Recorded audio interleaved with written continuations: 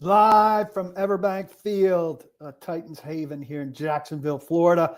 I'm Paul Kuharsky. This is the Paul Kuharsky podcast. I'm brought to you by EDLEY'S BBQ, the best place to eat in Nashville.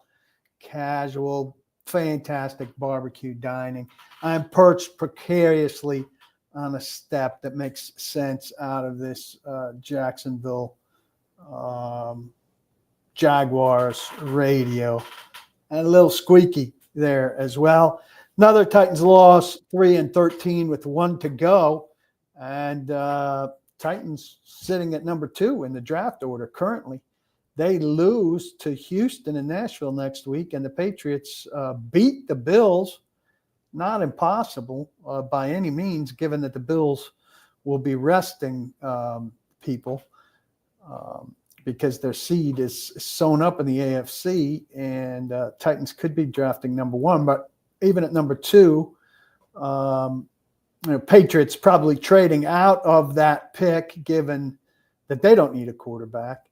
But the Titans would be in prime position still to trade out of it. I think that they'd be likely to trade out of it. Robert asking no answer for Brian Thomas. Be nice to have a talent like that. 3 really clutch catches, and Brownlee had a tough time with him. I really think here, trade back, pick up a DE and right tackle early. I mean, I think it would be an ideal scenario for the Titans to move out of a number 1 or number 2 pick. Stoney Keeley's in the Jersey Freeze parking lot. He's just living it up in New Jersey. He ate at Federici's in Freehold, which is a fantastic place. A couple things that are locked in. Titans are the last place team in the AFC South. So we don't have everybody locked in terms of where there will be. The Titans will get the Jets or the Patriots at home as part of their 2025 schedule. The Panthers or the Saints, whoever finishes last in those 2 divisions. But we know that Cleveland is the last place finisher in the NFC North. And so the Titans will have a road trip to Cleveland next season.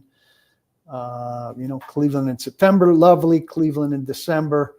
A much tougher trip. I always like going to Cleveland, city of my birth. So that is set in stone. We'll keep an eye on Jets, Patriots, who comes in last in that division. Panthers, Saints, those 2 teams will be playing at home. And, Andrew Rising speculating, and I think probably with some accuracy, that the Titans could be going to Munich or Barcelona, or wherever the NFL goes in Spain, using one of those extra home games to use up an international appearance, because you're pretty much going international once every 4 years now, and the Titans obviously don't want to give up a game after they get into their new stadium. So they would volunteer one of those games for their time in the old Nissan Stadium. Only player worth staying there to pick is Travis Hunter. And the Titans, look, I mean, you want to take blue chip guys, but if the blue chip guys happen to be at the position where you are best off, which is cornerback for them, and all indications are Travis Hunter is a cornerback who's going to play a little bit wide receiver, a little bit of wide receiver. This team has really big needs at edge, at right tackle, at quarterback, obviously, at safety, at tight end, at wide receiver. Did I say that? Travis Hunter just doesn't really fit what they need. So he doesn't make a lot of sense for this team. He's also very little. So I don't think he's, he might be a can't miss talent, but it might be a little slight. Chip Clark, you may have a higher pick, but remember you paid this man $92 million with $50 million guaranteed 4 years. So thank you, Titans, for JTB. Tyrod Taylor and Drew Lock looking good. Hobbs, if the team ends up top 2 in the draft, i.e. a quarterback pick, does that make it more or less likely that they fire Rand and Brian Callahan? Does the chance at a GM, head coach, quarterback, fresh start change the calculus at all? I have no idea what Amy Adams Strunk's calculus is. I think that Callahan is safe. I think that Carthon and Brinker are more still to be determined, especially the worse that this continues to go. I've said from the start, I think a bad finish against the Texans in those Oilers uniforms next week could have a bearing. But Monday and Tuesday of next week, there will likely be important meetings. Excuse me as I get my phone and make it stop signaling us. I think, could still have a bearing on what happens with this team and her decisions. So my inclination is Callahan is probably getting a second year. I don't know about the rest. And Callahan's here. Obviously, he's going to have a say in who the next quarterback is. Chase could easily see New England beating the Bills next week since the Bills have nothing to play for. Titans could pick one, but ultimately I think the Titans will win next week since Houston has nothing to play for. Well, they're both playing teams that have nothing to play for. So they're both bad teams that are capable of losing to teams that have nothing to play for. Music City Miracles says it won't matter if we draft a quarterback if we don't fix the offensive line. Well, I agree with that, but I mean, you can conceivably draft a quarterback with the first or second pick in the draft and draft the right tackle in the second round or find one in free agency. You don't have to do everything with the first round pick with your high first round pick. Yeah, Cyrus you put WB there, so I don't know what that means. Losing is never winning, says Lewis.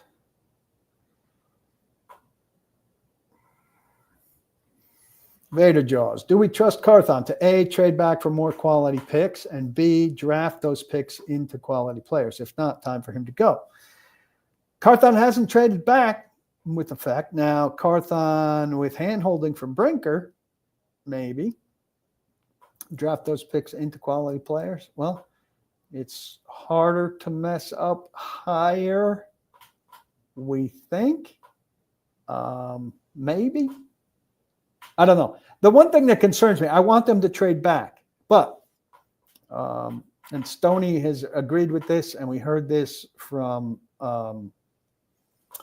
Charles Robinson on Robbie and Rexrod, and I think it's becoming a popular opinion.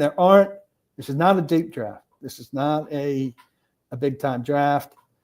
And there are 8 or 9 guys that are like clear-cut first-rounders in the view of many people. And then like 9 to 50 maybe are all bunched together in the next tier of people. So you'd still very much like to get a player in the top 8, say. You get one of the top 8 players, and then ideally you'd get maybe 2 players from 9 to 50. Okay, if you come out with 3 players in that group, then I think you can feel pretty good about what you got. Vegas Sunmaker will trade into number 1. I think Mike Vrabel's going to be the coach of the Las Vegas Raiders. CA says Dion may not let his son come here without coaching changes. Well, if Dion wants to be that controlling, then fuck him. I say. I mean, Dion's not running the Titans, and I don't care how good you think Dion is. Dion's coach of Colorado, so he doesn't get to choose who's the coach of the Titans is. If he wants that kind of control, fuck him. And I don't think Shedeur is that much of a guarantee. I don't really want them to draft Shedeur. I'd rather them get one of these veterans, use the draft picks to address bigger needs, and take another crack at quarterback, ideally with some of these picks that you gather. What don't the Titans need? I don't think they need a running back. I don't think they need a cornerback. So that's where I stand. Matt Oates, hello.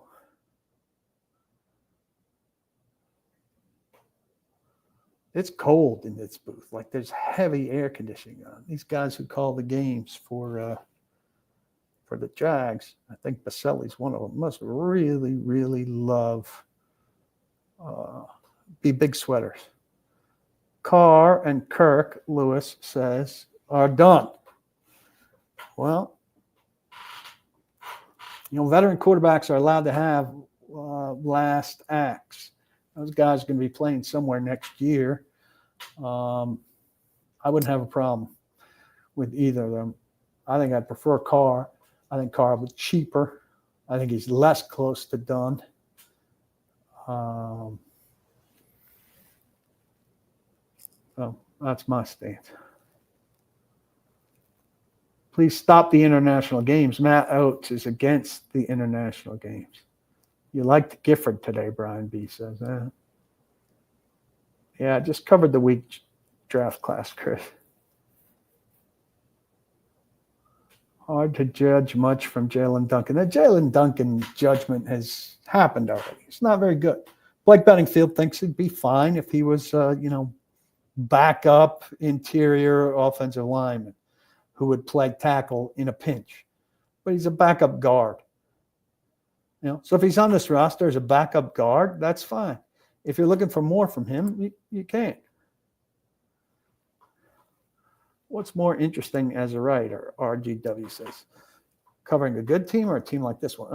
This is not very interesting. Like, you don't want the same thing every week.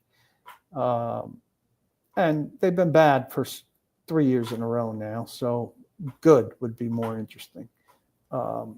My readers are not particularly interested in this team any longer as it is. So they would prefer good. I'd be all right with covering the Patriots dynasty for a while. Vader Jaws, thoughts on Cam Ward sitting out the second half of the Pop-Tarts Bowl? I mean, I don't think it determines where he gets drafted, but, either play or don't play. I don't really understand. Like, are you super worried about getting hurt in the second half after you made it through the first half? It's kind of stupid. What on the field should give the fans confidence about the future of the team? I don't see a lot, frankly. I mean, they did pretty well in the secondary, developing people and patching holes. So I'd feel encouraged about their ability to plug and play and develop in the secondary. I think Ridley's turned into a pretty good player. I think Pollard's a pretty good player. So I think 2 of your 5 eligible people you have to be pretty happy about. I think Spears, the last couple weeks, when he can stay healthy, has been a pretty dynamic guy. He ran better out of the backfield today than I expected. I really like him with the ball in his hands in space. Outside of that, I think it's been a better run blocking line than it gets credit for because we spend most of our time being critical of it as a pass protecting line. It's not a very good pass protecting line.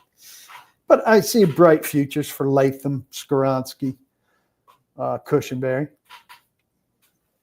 Beyond that, it's not a hell of a lot. I mean, I think we all know that.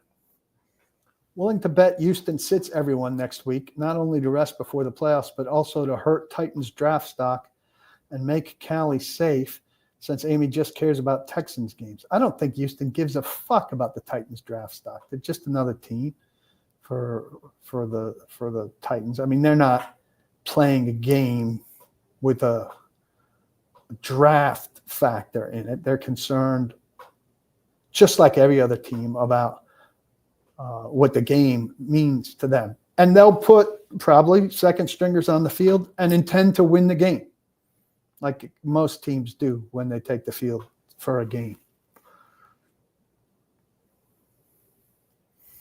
Frank thinks that Callahan needs to at least have a chance to get his guy at quarterback. Most head coaches do get that chance.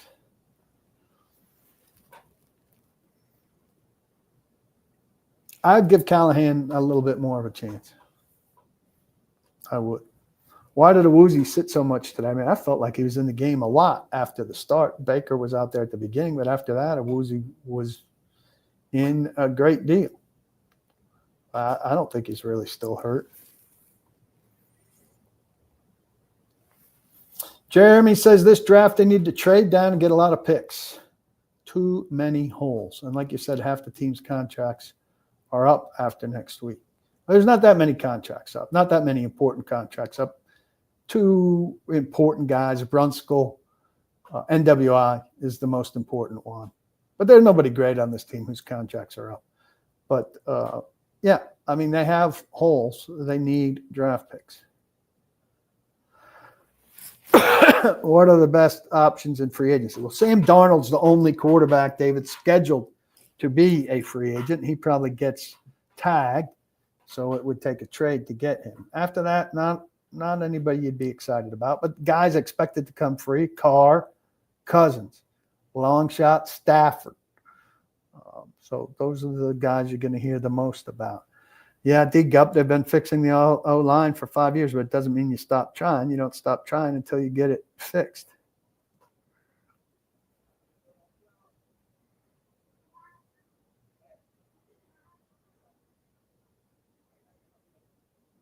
Lewis, you got to settle down with the 100 comments before the chat starts. I think JT might have cleaned that up for me. Josh, good to see you. I better hurry up and leave. They're turning the lights out, and I'll be locked in here all night. No, I won't. I'm catching a flight at 9:20. So don't you worry about me. I'll be out of here. Cam Ward quitting, Derek says, at halftime, and Shedeur Sanders' poor showing yesterday going to affect the Titans' ability to maximize draft capital by trading down. No team will give up the bank for these quarterbacks. One game does not have this short-term impact that you think, Derek. It's one game. They're judging their whole body of work. So, I mean, I don't know. Maybe it says something about Cam Ward's mindset and that'll turn somebody off. But I think they're going to sit down and get an explanation from him and see what it means and see what kind of guy he is. But Shedeur Sanders having a shitty game this weekend is not going to change people's opinion on Shedeur Sanders' entire college career at Colorado. It's not. They have plenty of cap space. I don't know who the best right tackles in free agency are, but they have plenty of cap space. Is the roster at a point where you can name more than 10 players who will be back next year? It needs to be at around the 20 to 30 mark where we make progress. Yeah, of course Sebastian Joseph Day is a free agent. They should have him back. He's a good player. Somebody count with me. Tavondre Sweat, Jeffrey Simmons, Arden Keys under contract. Kenneth Murray, I'm hot and cold on. Landry, I would probably let go. Owuzi's going to be back. McCreary's going to be back. Hooker's going to be back. That's 7 out of the current. Jarvis Brownlee's going to be back. That's 8 out of today's starting defense. All reasonably good players. Offense, that was 8. Ridley, Chig, Latham, Skoronski, NWI, you'd want to re-sign. Pollard, that's 6. So we have 14 right there. Spears, 15. So you're at 15. I don't have IR in front of me. Folk, 17 or 16, 17. Stonehouse, 18. Cox, 19. It's not a terrible core. It's not where you want to be. But, that's a reasonable amount of people.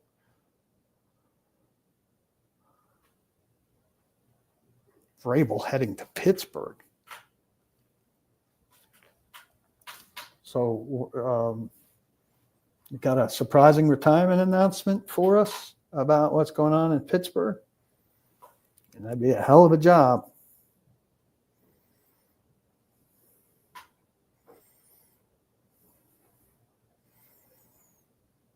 Interior defensive line, yeah. I think Coburn's been a reasonable third guy there. Sebastian Joseph Day, I would have back. That's just the kind of guy you want to find. You want to find some more Sebastian Joseph Days. who was a cheap veteran addition that had good work ethic and pretty good production to go with Simmons and Sweat.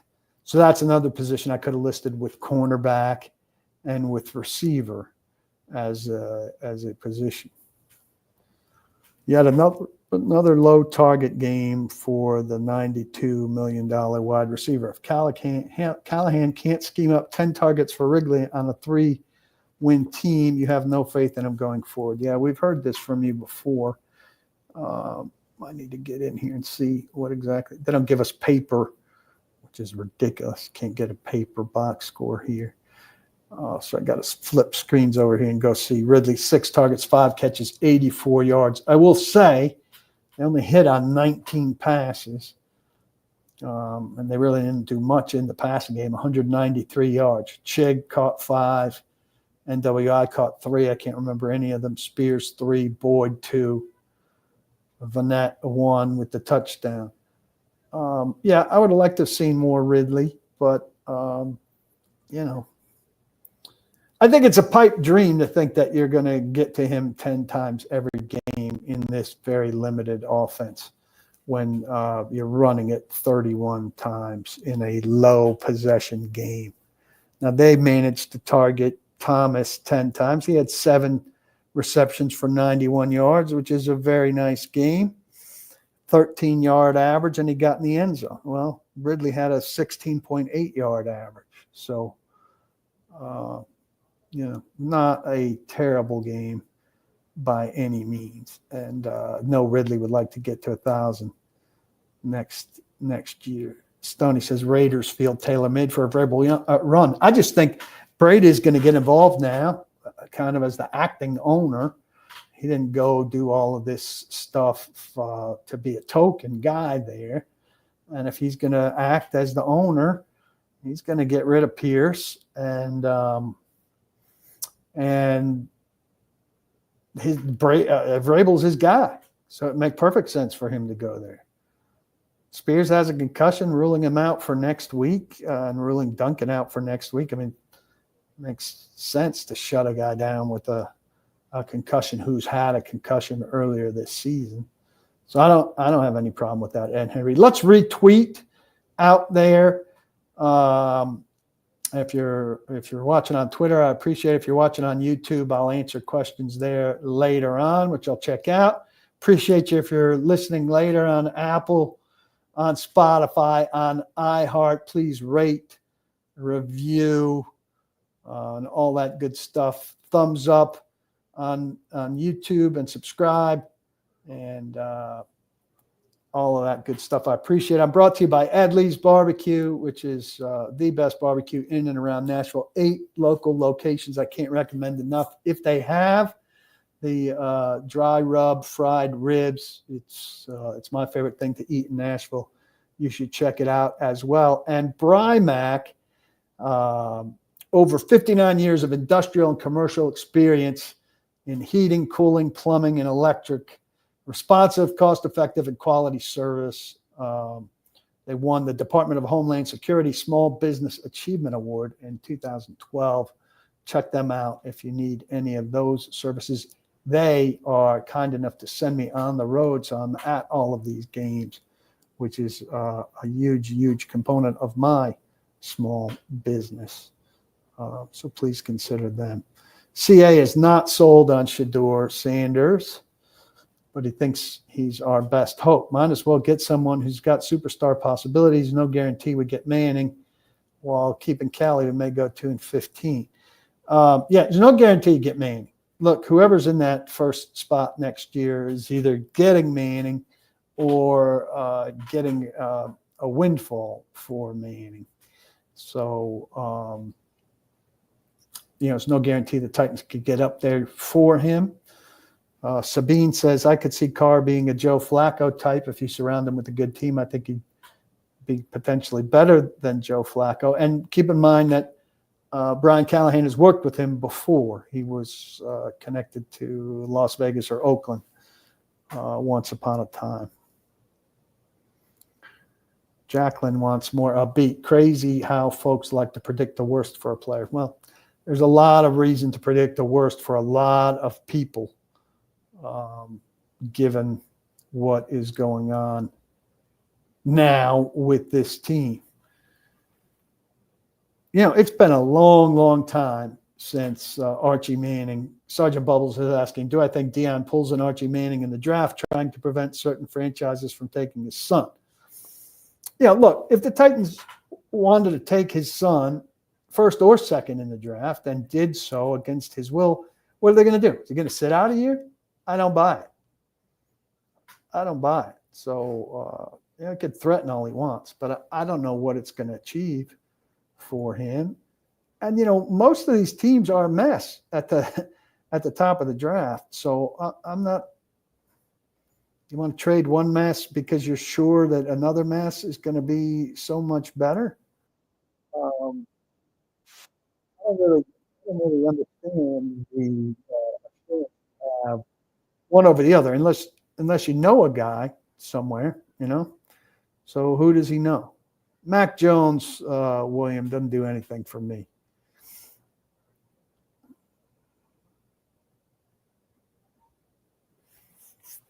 Pat says, regarding my comment on not needing a corner, he's assuming the quad injury to Snead is not a long-term concern. I can't see how it's a long-term concern into next year.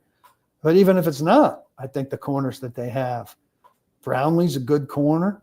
Baker emerges as a more than functional corner. Awuzi's here. McCreary's here. I think they don't need to be spending high and expensive resources on corner. And yeah, Snead's going to be back in next year, healthy. I mean, if it's an injury concern next year, it's a new injury concern. It's not this. Yeah, the Texans are likely to sit guys. See you, Stoney. CA, it's our luck to have a top pick when the quarterback class isn't good. That's so Titans. Well, the quarterback class was good when Vince Young came out. I mean, Vince Young, Matt Leinart, Jay Cutler draft is pretty good quarterback draft. It didn't pan out great, but at the time, I mean, Vince Young was a pretty damn good quarterback coming out. So was Leinart, so was Cutler. Now, the Jake Locker year, that wasn't a good quarterback year. This isn't a good quarterback year. Sergeant Bubbles says that Cam Ward played the first half to get the passing TD record. Once he got it, he sat out. I didn't realize that. I don't care for that, but I don't think it's something that's going to affect his draft stock. If the Titans lose next week and the Patriots win, the Titans get the number 1 pick.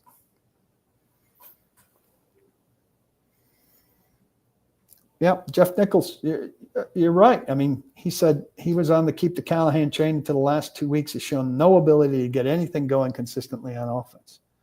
That's not inaccurate at all. But I mean, that you don't have to be out on him such as that.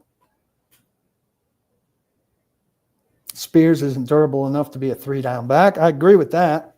And I mean, Spears isn't really a 3-down back. Spears is a change-up back. And that's the problem with drafting Spears in the 3rd round. Your 3rd rounder needs to be a full-time guy. You can't draft a niche guy in the 3rd round. You need more than that in the 3rd round. I like him. I like him with the ball in his hands in space, but he hasn't stayed healthy. I don't expect the Titans are going to, outright bench. Titans have no problem losing, first off. They're 3-13. So I don't know where this fear of winning comes from. They don't win, but I don't. They're not going to just randomly sit healthy players like Jeffrey Simmons isn't sitting next week. Chig has caught passes the last. I don't know what he did today. Not a hell of a lot. The last 2 weeks, Mason Rudolph basically said he's all that's open because we're behind. And they're playing a shell defense and taking away anything that's threatening and allowing us to throw underneath. So that's what they did. Well, I mean, so it pumps up Chig's stats. It doesn't make Chig particularly threatening to me, I don't think. I don't think they view Chig as a number one tight end by any means, maybe a 2. I don't know, giving up play calling duties and having a true OC. The reason they hired him was because he was a play calling offensive head coach.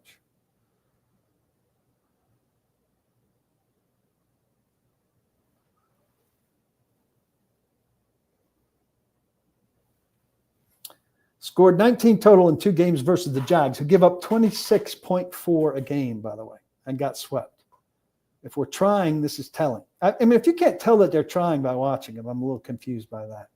Sounds bad, but we need a new staff. They're not good and won't be. They're not good. I agree with that. They could be. You can't tell everything by 16 games or 17. You can't.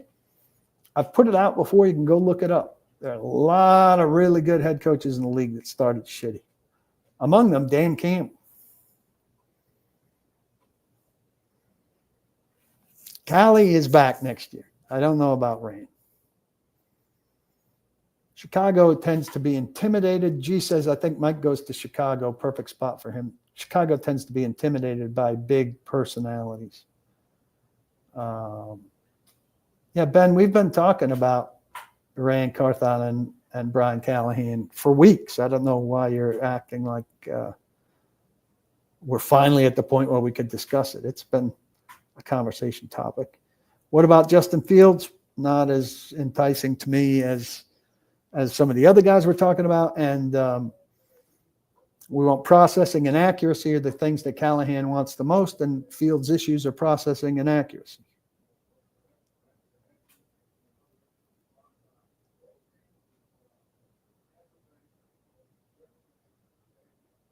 Yeah, this thing where you have to cut Burks. Burks is under contract, cheap next year, doesn't save them any money to cut him.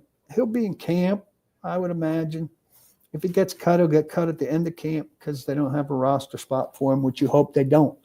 Cutting Burks now does nothing. And they have to have him, take care of him, rehabilitate him until his ACL is healed anyway. They're paying for it, whether he's around or not. So I don't understand why he must be cut now. I don't understand what that does.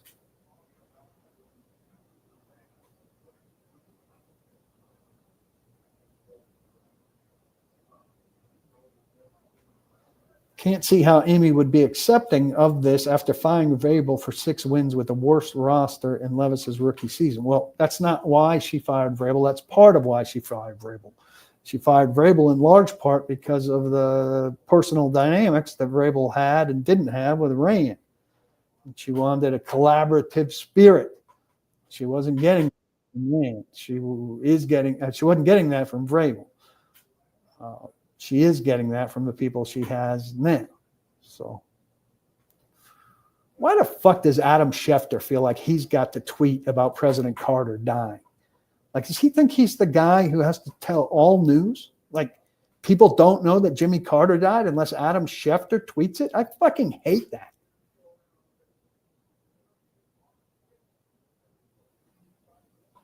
Arch Manning's going to play another year of college football, and he's going to be pretty damn good. And he's going to be pretty damn good.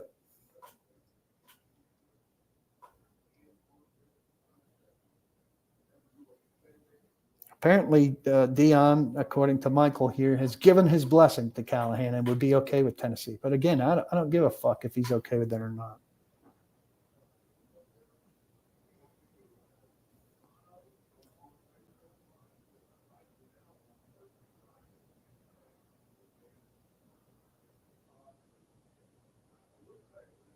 Do we really think the Texans will sit their guys? They don't want to lose to us while we're wearing the Oilers uniforms. If you think that's their number one thing, the Titans are wearing the old Oilers uniforms and we can't lose to them. So we're going to risk hurting someone for the play. The Texans are going to do what's best for the Texans. It has nothing to do with the uniforms or the Oilers or any of that. Now, maybe D'Amico Ryans says that he wants his guys to play and continue to carry some kind of momentum or whatever into their playoff week, and that's fine. None of it's going to have anything to do with what uniforms the Titans are wearing.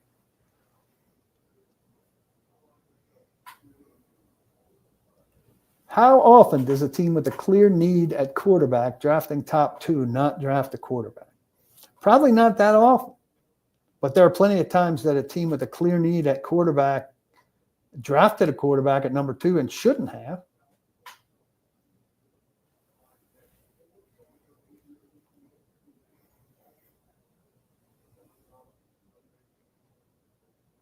This is a little much, Frank. It doesn't matter who you bring in quarterback if you can't control the line of scrimmage. I mean, if you look at the sack numbers for the Titans, Mason Rudolph has avoided sacks much better than much better than Will Levis. You know what that tells you? Sacks are, at least to a large degree, a quarterback statistic. Now, you can't have a jailbreak constantly, but you can. Good quarterbacks are better at avoiding sacks than bad quarterbacks. Peyton Manning avoided sacks. He didn't always have the best offensive line. Tom Brady had better offensive lines, but he also avoided sacks. Now, those are 2 all-time greats. But good quarterbacks do a lot to avoid sacks, despite whatever their offensive line is doing for them. They have a clock in their head. They understand the weak spots. They understand the protection. They know where the trouble's coming from. They know how to throw the ball away. They know where their checkdowns are and all of that. So this idea that you have to have like completely fortified offensive line play before you can put a good quarterback, or a young quarterback behind it is ridiculous. Now, they need to be better at right tackle, granted, but they don't have to have an all-pro at every position on the line before they put a quarterback behind it.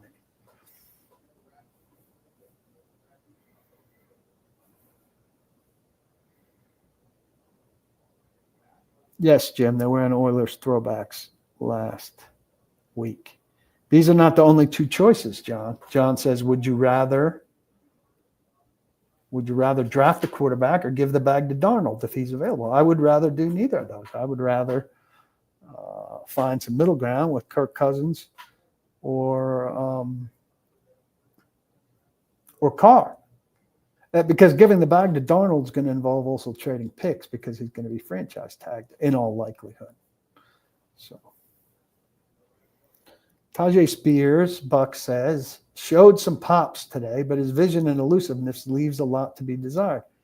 His elusiveness in the open field is pretty good. He's not great in tight quarters, and that's why he's more of a receiving back than a take handoffs back.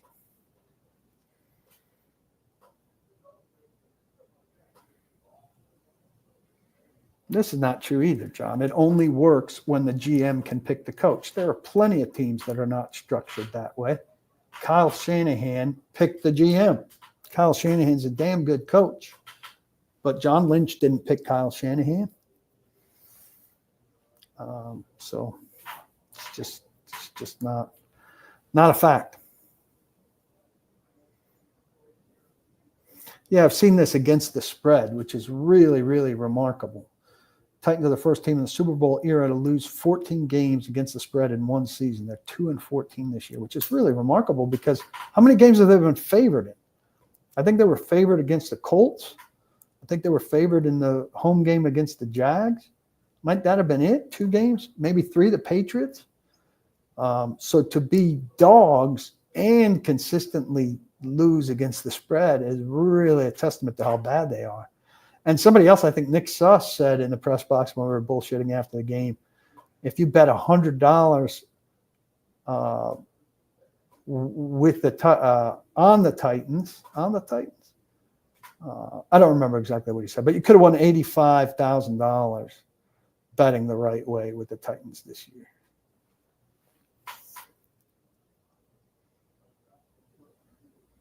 Doc, you seem not to like it here, so I invite you to leave.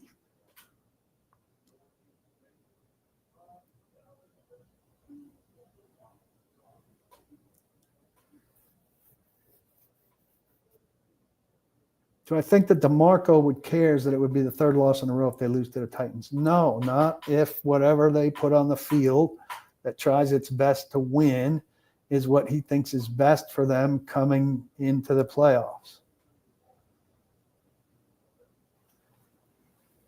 Is Tennessee willing to risk trading Levis?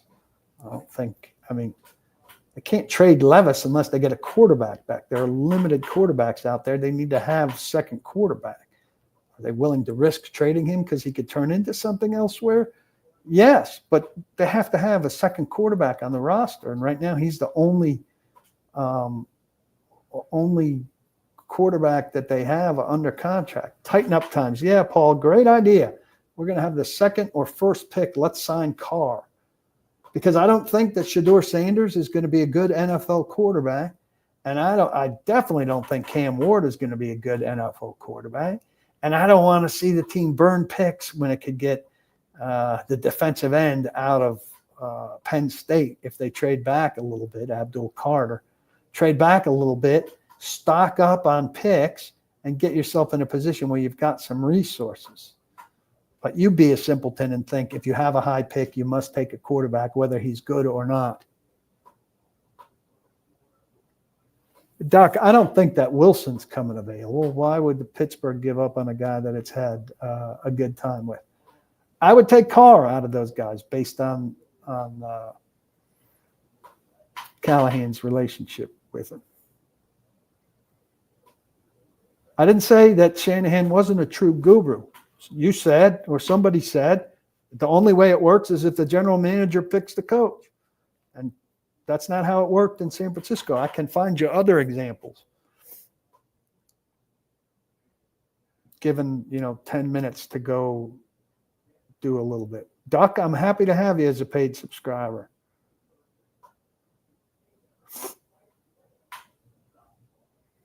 What team would trade for Levis? Come on, Matt. Follow that guy's line of thinking. People are lining up for Levis. People line up for Titans garbage. You know who else they want? They want who else? Mason Kinsey. People are dying for Mason Kinsey.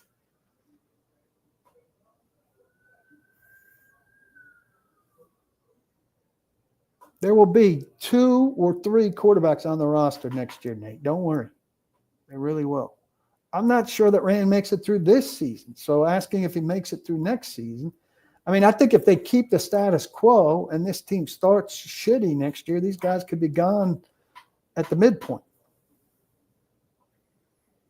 I like Mason Kinsey's story. Don't get me wrong. And I wrote about it this year. It's impressive. But Titans fans overvalue virtually everybody. Let's trade Tyler Boyd. He's got 1 game left.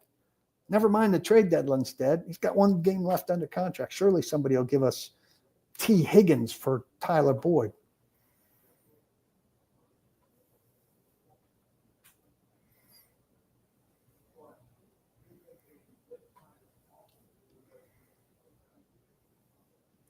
Well, this brings up a really good point here. Trading back would be ideal, but Rand might be on his last leg and needs to think sooner than later. Now, if I'm Amy Adams Strunk and I keep Rand, I've got to make it clear to Rand that he's got to be making long-term decisions for the health of the organization. And I think even Rustin Webster did that. And I remember having conversations with Rustin Webster where he talked about his obligation being for the long-term health of the franchise, not save my job moves. If she keeps Rand, he's got to understand that that's what he's got to do. And she's got to direct him to do that. And what role does Brinker play in this as well? I think that's very important. I think Shedeur Sanders could be, playing close to what his ceiling is in college. And I just don't know that he's an automatic pro success story who's worth the first or second pick in the draft.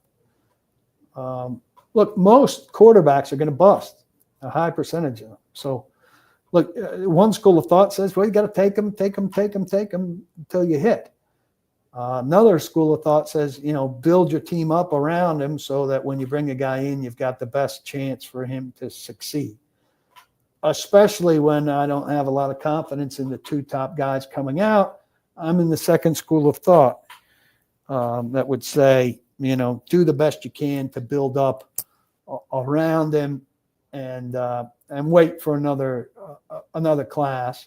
If you stockpile some picks now, use them and perhaps get another first next year, then you can manipulate with 2 firsts to get in position, if not for the top guy, for one of the top guys in what looks to be a better class.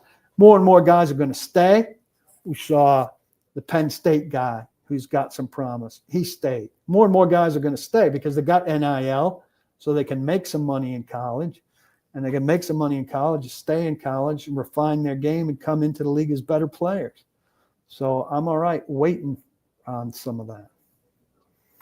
We'll take a couple more here, and we'll get out of this freezing thing. CW says, Sanders struggles against good college teams. Look at his numbers. He pads his stats versus weak teams. Robert said,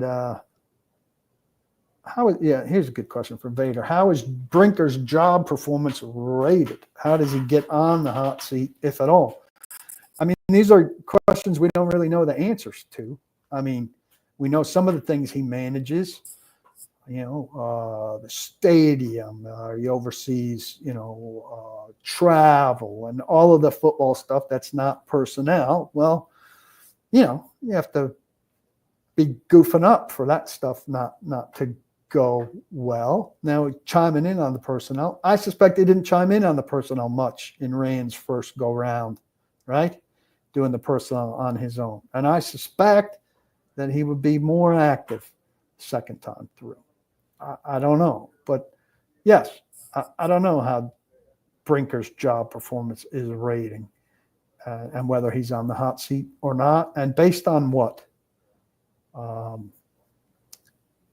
I wouldn't be completely surprised if Rand finds himself in trouble and Brinker stays. So we could see that.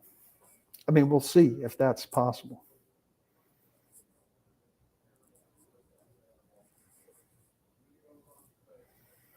A bunch of no good picks won't help either, says Rashid. It is far easier to hit on a pass rusher. And a matter of fact, almost all the good pass rushers that come into the league are top 10 picks.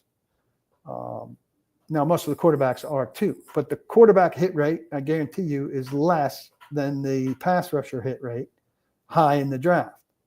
So the team that's taken 2 pass rushers in the first round in its existence as the Titans, those being Javon Curse in 1999 and Derek Morgan, really needs a pass rusher. Absolutely, to transform the defense. So, I mean, we can go back and forth all you want. I believe taking a pass rusher high would serve this team very well. What else we got?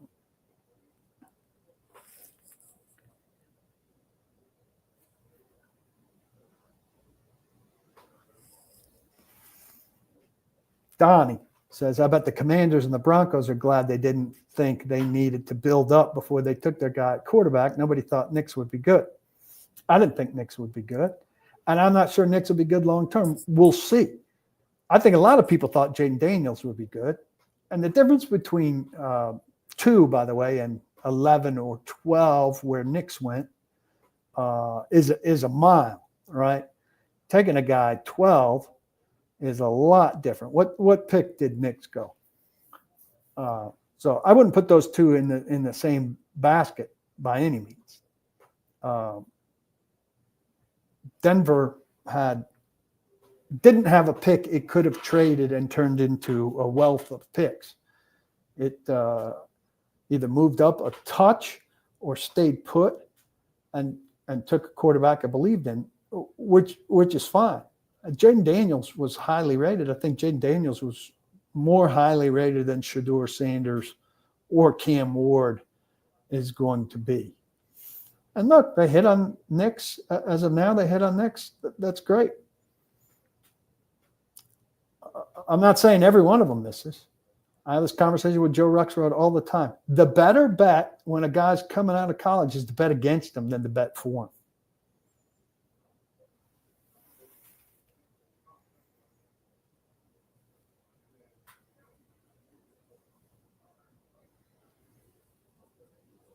Yeah, Nate, I'm trading out a number 1 or 2 in the draft if the Titans have one of those 2 picks. Yeah, and MB makes a good point here. It's not just the quarterback. Daniels has Kingsbury and Nix has Peyton, and that makes a difference.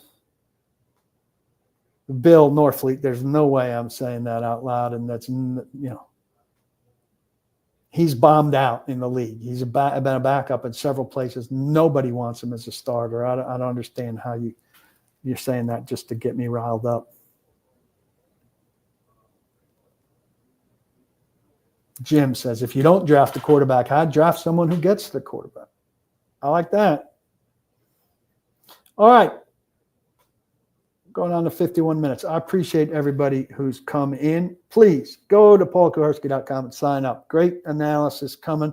We're going to get to the bottom of what's gone wrong with this team over the next couple of weeks. Whatever changes happen or don't happen, I'm going to explain why they did or didn't. Mike Herndon is going to have great analysis of all of that as well. And Blake Bedingfield will tell you what happened in this game. He'll tell you, he'll preview in some way, shape, or form a lot of these questions we're asking about what's going on with Houston going into that game and what went on with Houston coming out of that game. And loads of good stuff there. I'll podcast again tomorrow with a football show with Braden Gall after we hear some more from Callahan. And then Thursday from EDLEY'S, the big sponsor. You've got to go to EDLEY'S, eat some barbecue, get the fried ribs, if at all possible. If not, everything on the menu is fantastic.